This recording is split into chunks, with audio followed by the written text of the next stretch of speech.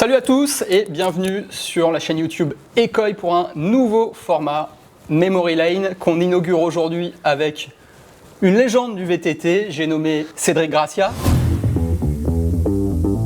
Salut Cédric. Salut. Et bienvenue chez Écoille. Merci. Tu rejoins la team légende Écoille en ce début 2025 et ce nouveau format Memory Lane, c'est très simple. On va te montrer quelques photos de la grande époque et puis tu vas nous raconter un peu les anecdotes. J'ai peur. Et les coulisses. J'espère que tu as fait le bon choix. Allez, c'est parti. Bon, on démarre avec un classique. Caproun, si je dis pas de bêtises, ta première année élite, t'as 18 piges. T'es dans quel état d'esprit à l'époque? Déjà, quand je vois mon masque avec la banderole en bas, à mon avis, ça devait glisser sur le truc parce qu'à l'époque, sur les masques, on n'avait pas de silicone. Je suis en skin suit, donc ouais, quel esprit. Je commence le VTT, j'ai envie d'emplâtrer tout le monde avec toute l'arrogance d'un gamin de 18 ans. Quand j'ai la chance d'être dans peut-être le meilleur team qu'il y avait à l'époque, avec des vélos vraiment en avance sur leur temps. Ouais, j'allais y venir. Ouais. L'année, c'est 96. 96, ouais. T'as envie de taper tout le monde et tu te dis que finalement, si ça, je peux faire ça tous les jours, je vais essayer d'en faire. Et ouais, la suite, c'est ça, quoi. 98, avec déjà le matos qui a déjà évolué. 4 périmétriques, les super suspat, la télémétrie à l'époque. On a l'impression que vous aviez 10 ou 15 piges d'avance sur tout le monde. C'était le cas? C'était le cas. Moi, honnêtement, si j'étais devant, c'était pas parce que je m'entraînais, là.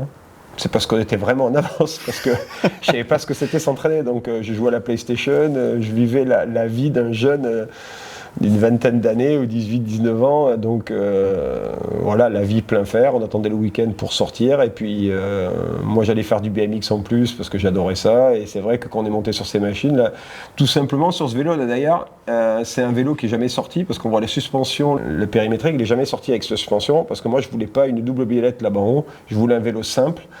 Et c'était un peu dangereux parce qu'on voit la bonbonne juste derrière mon genou gauche. En fait, il fallait pas se rater les pédales parce que je pense que ça serait mal passé. Mais c'est un vélo qui est sorti juste pour moi. Et je crois que la première fois que je l'ai roulé en course, c'était Nevegal et je gagne. Il a été détruit ce vélo après. Pareil, on voit les looks. Il y a moins de lycra, il y a des pantalons de MX, il y a Palmer qui est passé par là.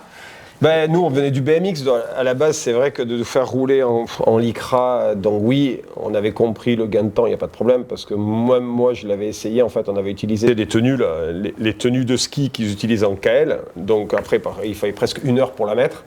Mais le problème, ça me changeait tellement les zones de freinage. Genre, j'arrivais, mais genre 10 km/h plus vite. Donc, je freinais au même endroit et du coup, je prenais pas le virage, je comprenais pas.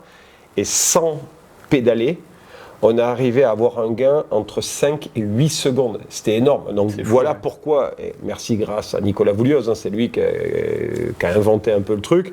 Et c'est vrai que ça marchait. Par contre, dedans, là, genre, tu pètes, t'exploses, quoi. Parce que t'as beau souffler sur le tissu, il n'y a rien qui passe à travers. Donc il y a vraiment zéro résistance sur l'air. Mais c'est vrai que nous, on préférait quand même la visière en l'air, BMX. Le VTT, ça a toujours été un mix entre le BMX, le motocross. Et nous, c'est ce qu'on aimait, être à l'aise et puis taper des whips à droite et à gauche, quoi. De toute manière, ça a toujours été important pour toi, j'ai l'impression, de soigner le look. Ouais, et puis ça l'est aujourd'hui aussi. Quand je vais faire du vélo, je veux pas avoir l'air d'un pimpin. Donc j'ai envie d'être à l'aise dans mes habits, j'ai envie que ça soit adéquat à mon sport. Et après, je pense qu'on est juste mieux dedans. Et moi, j'aime. Et je pense qu'il faut qu'on respecte notre sport aussi. 99 ? Tu signes chez Cannondale, tu rejoins Caro. Comment tu vis? C'est un changement de vie. Tu le vis bien d'un côté, mal de l'autre. Parce que tu vas aux US, tu vas vivre aux US, c'est le rêve de tous les jeunes, surtout à cette époque. De toute façon, tout est là-bas. Les vraies courses sont là-bas. On n'a plus rien en Europe, à part les Coupes de France, et ça devient des virages dans de l'herbe.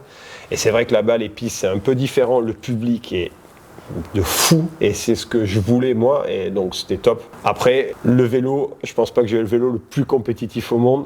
Mais le fait d'être dans ce team américain et en Californie, vivre en Californie, en port, mais là, c'est trop bien. T'as Sheep Hills en face de la maison, je sais pas si vous connaissez Sheep Hills, le spot de dirt du BMX. Je suis avec les Corinne Astasio toute la journée, je touche pas mon VTT de descente. J'ai juste un BMX pour aller faire les courses, j'ai pas de voiture, mais qu'est-ce que je suis heureux. Je suis à Chipil toute la journée, je mange des tacos et vive à la vida quoi. C'était trop bon. Après je pense que niveau matériel, quand tu sors chez Sun à l'époque, tu rentres là mon pote, t'as l'impression de rouler avec un trapanel. Mais tu sais quand le vélo il fait de la marche arrière dans les cailloux quoi. Mais après on a réussi à régler plein de trucs et finalement on y est arrivé. Mais moi je priais pour qu'il pleuve quand même. Parce que je savais que mon vélo il est arrivé à une certaine vitesse et voilà tout le monde allait rouler à la même vitesse. Tout le monde sur un pied d'égalité. Voilà, je pouvais m'en sortir. Par contre si c'était sec, tu vois, compliqué. Il fallait que je pédale dans les cailloux moi. Ouais, un peu plus tard, 2001. Voilà, là, Donc ça c'est la Coupe du Monde à Lésine. Tu fais podium. Et Caprone on l'a eu aussi. C'était pour l'anniversaire en fait de Volvo Cannondale. C'était Cipollini qui avait sorti ça. J'allais dire, t'as piqué la combi de Cipollini. Et du coup, une Caro l'avait mis, elle était tellement vénère parce qu'elle voulait pas. Et moi, je dis ouais, c'est rigolo. De toute façon, on est en skin suit, tant qu'à faire. On roule avec ça, au moins c'est rigolo. On n'était pas contents, c'était Charlie Livermore qui nous avait obligés pour le marketing de mettre ça là. Et moi je jouais la victoire à Caprone, j'avais fait top 3, je crois que c'est Minard qui me bat, je fais 2 ou 3, un truc comme ça. Tu sais qu'avec Ecoy on peut faire des personnalisations. Ah ça me plaît. On peut t'en faire une pour la snowbike. Ah oui, exact. On rajoute les cicatrices. Exactement. Mais après, niveau marketing, ça avait marché à fond parce que je crois que cette tenue a été vendue $3000, un truc comme ça, pour une vente aux enchères, pour des enfants ou quelque chose comme ça. Putain, j'ai de la mémoire, ça me surprend. Ah ouais, mais la suivante, c'est la grosse année, grosse année 2003. Tu ouvres la saison en DH en gagnant Fort William. Ouais. Et fin de saison, direction Virgin et tu gagnes la Rampage.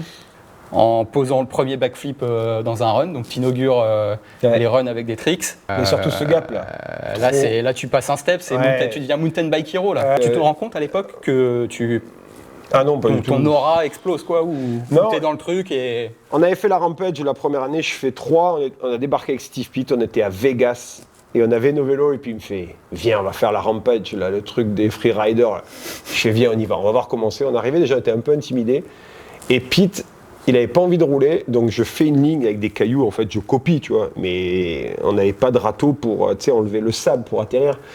Donc j'arrive, je me mets une boîte et tout. Bon, je commence à comprendre, je vois, c'est un peu comme le skier, atterrir dans la poudreuse, il faut faire attention au buck, vraiment, repasser par devant après quand tu t'es enfoncé.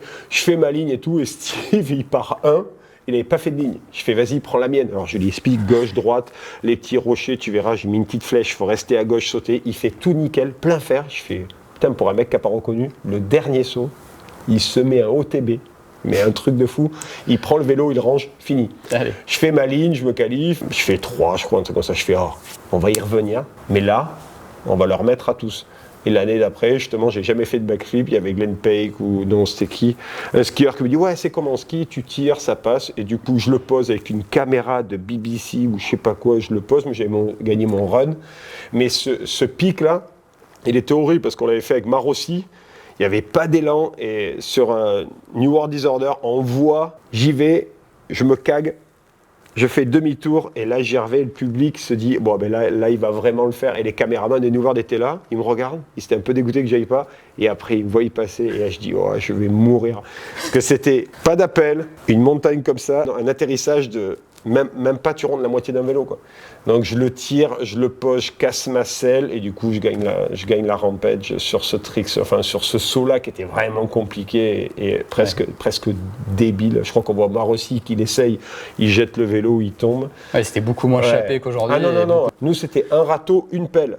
Ton mécano et toi c'est tout, le reste t'as pas le droit de mettre de l'eau, rien du tout. Alors racler les atterrissages, tu mets un temps fou, donc on faisait plutôt des kicks. Et l'atterrissage, on verra. Rampage. Oh, Captain America. Ouais. On m'a envoyé les photos avant-hier. Voilà, par contre, je me suis endormi après. Là. Voilà, j'allais dire, c'est ton premier vraiment très gros carton. Ouais, Captain America, tout simplement parce que c'était... Comment tu gères à l'époque ces moments-là? Ouais, honnêtement, il y avait ce gros gap là qu'on devait faire avec Straight. Et lui, il devait faire un suicide dessus, on devait faire des suicides tous les deux. Mais le truc, il était gros quand même. Et je dis, je vais le sauter quand même au moins une fois. Et le dernier run, avant d'aller faire mon premier run, en fait, je m'atomise, je atterris bien comme ça. Mais au lieu de... Vu qu'il y a beaucoup de buissons hyper secs, je suis parti droit comme ça. Un buisson m'a arrêté le vélo, je suis passé par devant, j'ai atterri sur un rocher, je me suis pété l'omoplate et surtout, je me suis fait une hémorragie interne. Mais ça, je le savais pas parce qu'en fait, je me suis endormi un petit peu, je me suis réveillé 3 minutes après, comme ça. Et j'avais que des médecins autour, enfin, tous les medics américains. Où tu es, alors aux États-Unis, Utah, pour la Rampage, donc jusqu'à là, tout va bien. Il fait, et comment tu t'appelles? Je me rappelle, je suis allongé, je fais, mais je suis Captain America. Et alors là, mon pauvre, ça l'a pas fait rire. Elle m'a enfourné dans le camion de l'ambulance. Et j'ai signé un waiver en disant que non, ça va, je suis bien et tout. Je suis sorti et 1 heure après, je commençais à avoir des sueurs, je vomissais et tout. Et d'un coup, plus rien, tout blanc. Ça pixelisait, tout blanc. Et je fais à mon pote, je suis aveugle, je vois plus rien. Il me fait, mais non, rigole pas et tout. Si, il m'a chargé, mon pauvre. Il m'a amené à l'hôpital, hélicoptère Vegas, j'avais fait une hémorragie interne, mon pauvre. Et là, j'étais à 2 doigts de claquer. C'est la première fois que j'ai failli claquer, là. Et là, c'est passé vraiment ça. Si je m'endormais, je me rappelle, je m'endors, il me dit, le mec, tu t'endors, tu te réveilleras pas, quoi, dans l'hélicoptère. J'étais là, putain, là, je l'ai pris au sérieux. Je prends pas tout le monde au sérieux, mais là, le mec, je me suis dit, ouais, vu comme je me sens, il a peut-être raison, je risque de crever. Et finalement, je m'en suis sorti, ils m'ont colmaté la rate, et voilà. C'est passé. Mais là, j'avais tout. Hein. Là, j'ai les genouillères par-dessus, j'ai la carapace dessous. Non, mais la Rampage, tu mets tout là, parce que tu sais qu'il y a beaucoup de chances quand même que tu ailles au tapis. Donc. En aspect produit, aujourd'hui, tu roules avec la dorsale Écoille. C'est quoi les principales évolutions sur l'équipement, sur le matos, justement, entre cette époque-là, où ça envoyait déjà du très très gros, et aujourd'hui... On n'avait rien qui était adapté. Et du coup, c'est des choses qui nous gênaient. Donc c'est vrai que quand ça te gêne, t'es pas à l'aise sur le vélo, tu peux faire ce que tu veux. Donc voilà. Aujourd'hui, on a la chance d'avoir, là chez Écoille, quand je t'ai dit, j'ai mis la Protec, j'ai fait, ah ouais quand même, facile à régler, ça reste le long du corps, tu peux faire tous les mouvements, il n'y a rien qui gêne. Donc ça, c'est quelque chose que tu vas utiliser, tout simplement parce que c'est parfait pour la safety et tu te mets pas en danger, au moins quand tu es par terre, parce qu'il y a toujours 2 choses. Tomber, tu vas tomber, c'est juste une question de temps. Après, c'est avoir le regret d'être par terre et de te dire, je me suis pas protégé. Et ce regret-là, suivant comment ça tourne, et tu peux avoir des regrets toute ta vie. Par contre, si tu es protégé, tu es par terre, tu dis, ah, voilà. Prochaine. Continue. Attention. Oh, je la vois, celle-là. 2006. Oh, mais ça, quand je vais te dire l'anecdote de ça, mais laisse tomber. Tu débarques chez Commensal. Si je dis pas de bêtises, c'est la campagne qui avait été faite pour annoncer ton arrivée à l'époque. C'est vététiste, là. Ouais. CG devient une marque à part entière. Tu as toujours eu un affect un peu pour le côté business des choses. Ça devient d'où ? Je sais pas. Le problème, c'est que là, en fait, je signais avec Max, je partais de chez Canon. C'était plus pour revenir un peu aux sources, où c'est que Max m'avait découvert et tout ça. Après, j'adorais les caisses et j'ai toujours adoré les caisses. Pendant mes courses, par exemple, j'allais acheter des voitures américaines pour les renvoyer en Europe pour pouvoir les revendre après, parce que j'adorais importer des véhicules américains, les conduire. C'est des choses que je pouvais faire avec mon petit budget.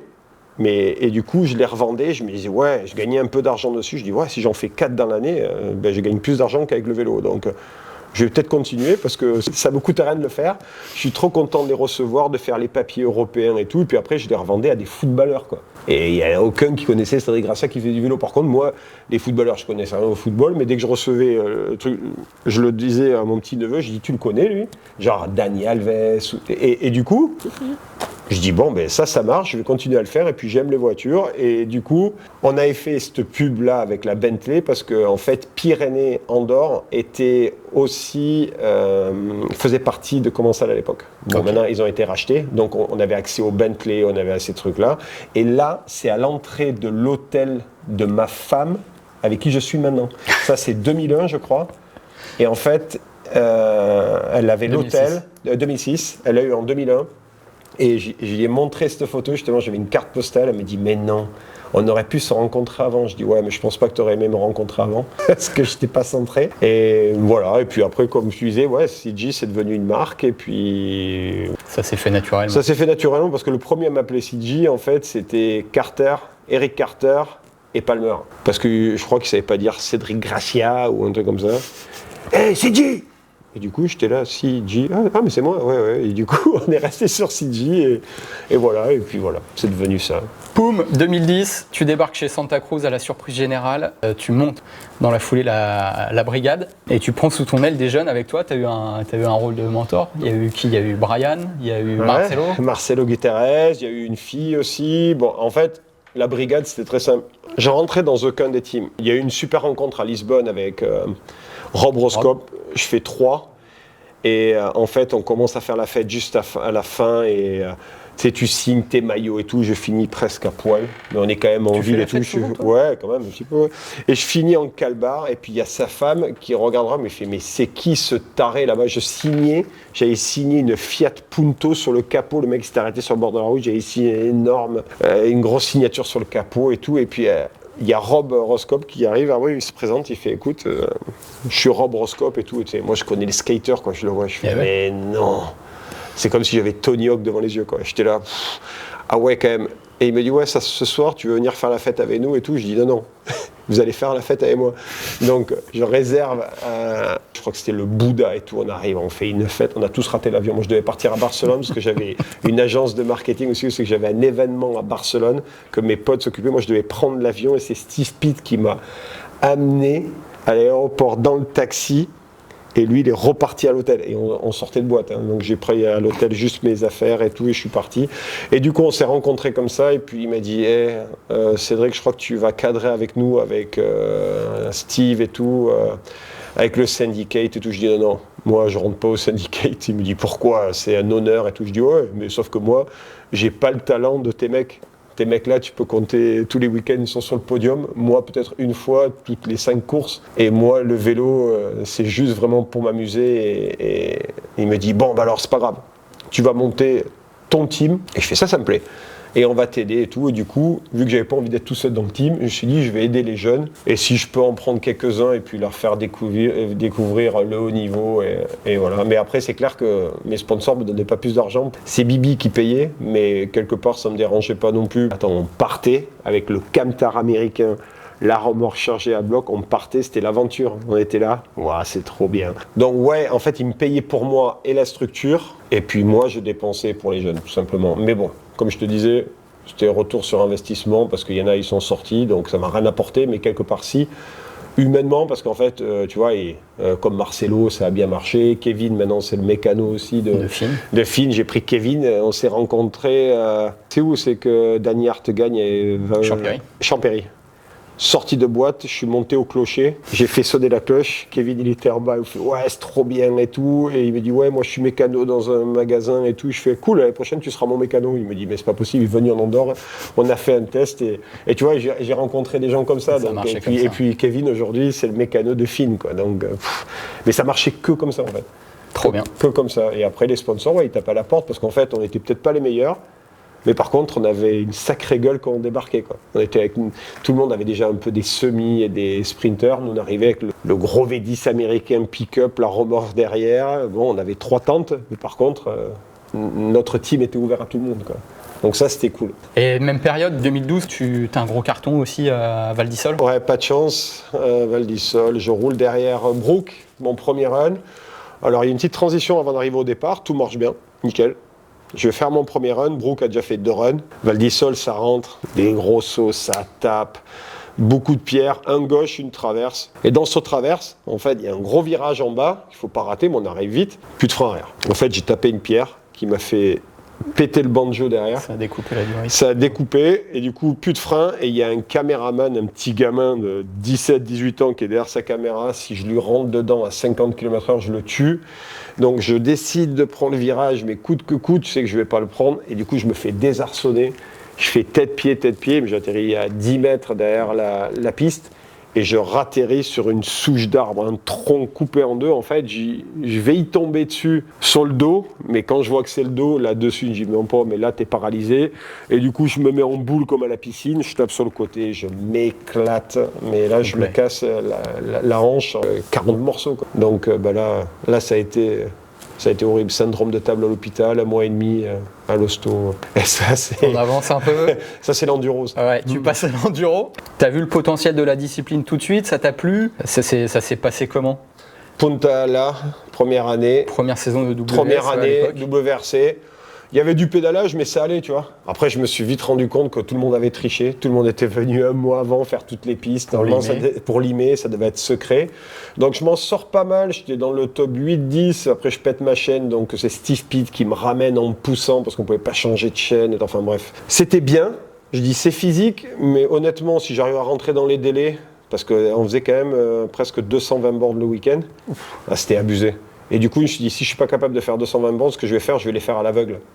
je vais les faire one shot, zéro reco. Mais les mecs, ils débarquaient de course à course, comme je te disais, déjà ils avaient fait, donc ils étaient affûtés, tu prenais des perles, 5-6 perles par run, tu comprenais pas pourquoi.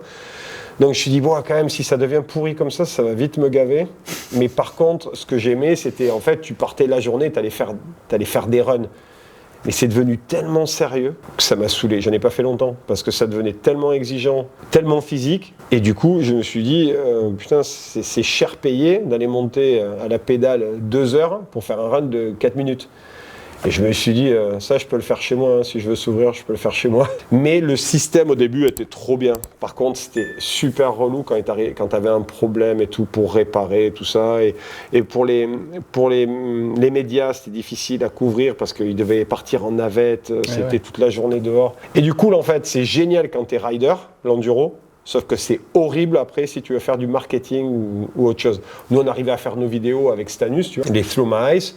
Mais on perdait plus de temps à faire les vidéos qu'à aller s'entraîner sur les rides. Mais bon, nous on était contents, on faisait nos vidéos, là, c'était rigolo et on passait un bon moment. Mais après c'était trop physique, laisse tomber, il fallait bien manger, fallait se coucher à 9h et tout. Et honnêtement, moi j'étais pas prêt à ça, quoi. Je n'avais pas chié toute ma vie pour devenir ultra pro sur un truc, c'est que j'étais pas pro avant. Donc je me suis dit, là je n'avais jamais été aussi maigre, je pense. Par contre, ça a fait évoluer le matos, que ce soit les vélos ou les équipements, avec des casques, t'as les casques hyperventilés, les genoux vers l'arrière. Pour parler du matos, tu l'as vu arriver, ça? Ce que j'aime dans le vélo, c'est essayer des choses, dire ça, on va dans le bon endroit, là on se plante complet, parce que je passe du temps sur le vélo maintenant que j'ai encore plus de temps et j'ai pas de course à faire. C'est vrai que les mecs qui font de la compétition, ils veulent que tu leur donnes le produit fini. Ils vont l'utiliser si ça marche pas, ils l'utiliseront pas. Donc avec le temps que j'ai passé dans le vélo, je pense que j'ai cette notion de ce que les gens attendent, mais sans forcément le pousser que dans la compétition, dans pratique de tous les jours. Et parce que la pratique de tous les jours, c'est les mecs de mon âge aussi. C'est les mecs qui ont 45, 46, 47 ans. Et puis ils ont leur propre budget à eux, ils ont leur argent. Et quand tu achètes quelque chose aujourd'hui, tu veux que ça marche. Tu es exigeant, c'est ton argent. Et tu veux acheter un produit qui est bien. Et quand tu l'as trouvé enfin, ben en général, tu restes chez ces gens-là. Et en fait, c'est ce que j'aime faire aujourd'hui. Donc j'ai développé, oui, pour des casques, des chaussures, des pneus, beaucoup de choses. J'aime avoir ce retour aussi avec les ingénieurs, après le marketing, enfin tout ça, ça me plaît, chacun a son taf. Tu peux avoir les meilleurs ingénieurs et tout ce que tu veux, le meilleur marketing, si au moment... Dans la boîte, tu n'as pas des gens qui ride, c'est compliqué. On arrive à aujourd'hui, tu débarques chez Ekoi, tu roules Giant, retour au ride pur, et tu retrouves aussi un vieux pote qui est Rob Warner. Mais j'imagine que du coup, après ce dont on vient de parler, tu avais aussi envie de ça. Et puis comment tu perçois ce nouveau partenariat aussi avec Ekoi? J'avais besoin de retrouver des choses simples, des choses qui marchent, et des gens qui ont besoin de moi, je pense. Et moi, besoin d'eux. Tout simplement, avec Giant, c'est une marque que j'avais regardée depuis très très longtemps. J'ai eu des œuvres de Giant quand j'étais au plus haut niveau et il y avait toujours Rob et tout ça. Et je me rappelle l'année où ils nous ont mis la pile avec Miles Rockwell à Sierra Nevada avec leur vélo rouge et jaune. ATX. Ouais, je m'en rappellerai tout le temps parce que nous, on était cool quand même avec Sun. Mais eux là, ils nous avaient bien empaffé quoi. Et c'est grâce aussi à Franck Parolin qui m'avait présenté parce que je connaissais personne chez Giant. Et voilà, et puis maintenant, Ekoi. De toute façon, je suivais depuis un moment quand même. J'ai les yeux. Déjà, ce que vous avez fait sur la route, ça m'avait un peu choqué de voir quand même, il y a quand même du monde. Et de voir le nombre de gens. Et puis après, moi j'habite en Andorre, donc je vois les cyclistes, je veux dire, c'est pas juste du marketing, c'est des gens qui portent des produits pendant 8 heures, 7 heures. Je dis, attends, si le truc il marche pas, il l'utilisera pas. J'ai commencé à regarder le textile, comment je parlais des protections et tout ça, et j'ai testé un petit peu. Et je me suis dit, il y a vraiment quelque chose à faire. J'étais plus surpris par la qualité du produit. Il y a moyen de faire quelque chose sur le produit, essayer de le booster un peu plus. Mais quand je suis venu ici, là, j'ai vu le potentiel qu'il y a, j'ai fait ah ouais, mais laisse tomber. Il y a de quoi faire. Enfin, vous avez tous les outils pour le faire. Donc ça c'est génial parce que tu vois quand tu testes, tu vois qu'il n'y a pas forcément de limite. Et comme je disais, il y a des riders dans la boîte. Attends, pour pas vous mentir, moi j'ai tout testé avant les championnats du monde sur neige. On m'a envoyé cette parka, je fais ah ouais quand même. Bon, la parka, je l'ai limée là-bas tellement qu'il faisait froid. Je la trouvais trop cool. Le gros poncho. La One Piece pour l'eau, là, trop bien. parce qu'elle elle est parfaite. Enfin, en L, pour moi, c'est parfait. J'ai pas de l'extra matière ici qui va s'accrocher à la selle. Elle a les endroits, justement, sur les genoux et sur les côtés pour aller dans les branches, pas la déchirer. Donc, tu vois, quand tu le mets, tu dis, bon, ça c'est cool. Ok, ça a été bien pensé. Après, le pantalon, pareil. Je trouve que c'est un pantalon, tu vois, qui est près du corps, mais aussi que ses mouvements ne sont pas restreints. Le maillot, pareil. Donc, je dis, waouh, j'aimerais trop essayer de développer des choses avec Écoeil. Et puis, on a eu un meeting, ça s'est bien passé. Et j'étais agréablement surpris. Et puis, je suis super surpris de tout ce qui peut être fait, quoi. Donc, ça, c'est cool. Enfin, pour un rider, c'est trop bien. Eh ben, merci. Allez, une petite dernière. Si tu n'avais plus qu'un seul ride à te garder sous le coude, tu ferais ça où? Avec qui? Quelle tenue? Quel design? Si j'avais quoi? Un seul ride. Un seul ride à garder, là. Ça serait avec, je pense, les collègues. Les mecs comme Pete, Greg, Kovarek. Ah ouais, Kovarek. Et Palmer. Parce qu'on les faisait souvent, ces rides. Alors, tu vois, c'est... Là, je serais... mousquetaires. Ouais, là, je serais en style, comme on a vu tout début, pantalon, pas un short, pantalon, maillot, très sobre, très classe, avec peut-être 2 ou 3 conneries dessus, tu sais, qui matchent ma personnalité. Je suis sûr que j'aurais Palmer en jean et en t-shirt. J'aurais, allez, je sais pas si on serait en pédale plate ou pas, Palmer sûr. Moi non quand même. Mais je pense qu'on le roulerait genre un truc comme Big Bear, dans la poussière à gogo et à 4 de front, genre un peu les dominateurs qu'ils faisaient avant. Et on le faisait souvent à North Star, ça. Et Californie. Ouais, Californie. Par contre, là, dorsal obligatoire et tout, parce qu'avec ces tarés, t'es sûr qu'il y en a un ou deux qui va essayer de faire un inter et de faire un bloc pass. Et ça, on le faisait souvent avant. On se faisait des runs comme ça, on allait faire une Norba ou un truc comme ça, mais on faisait 2 ou 3 jours, c'est qu'on roulait l'un derrière l'autre à fond, mais avec 0 ligne, c'est-à-dire quand t'es devant, c'est toi qui gères, si t'es dernier, t'as le droit de tout faire pour passer et reprendre la première place, t'as le droit de couper et tout, les virages. Tandis que quand t'es premier, t'es obligé de faire toute la piste. À partir du deuxième, là, tout est permis. Carnage. Ça, c'était notre règle. Et je l'ai fait il n'y a pas longtemps au Vélo Vert Festival. Et on a rigolé. Hein. Je crois qu'on a pris la moitié du bar-pack avec nous. C'était tellement rigolo. Donc voilà, ça serait ça, mon style de ride, je pense. Cool. Eh ben, merci Cédric de t'être prêté au jeu. Si cet épisode de Memory Lane vous a plu, n'hésitez pas à vous abonner à la chaîne YouTube Écoeil, à nous laisser un petit like et à commenter si vous voulez nous poser des questions. Puis on vous dit à très bientôt. Salut à tous.